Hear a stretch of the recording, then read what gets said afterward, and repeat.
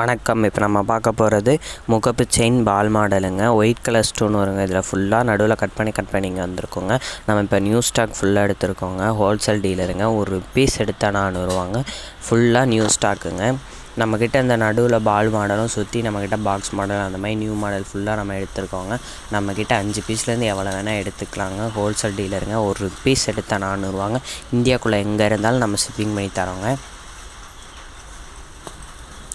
முகப்பு chain ball model, all designs are available. One piece 400 rupees only. Wholesale dealer. You take 5 above pieces to shipping all India.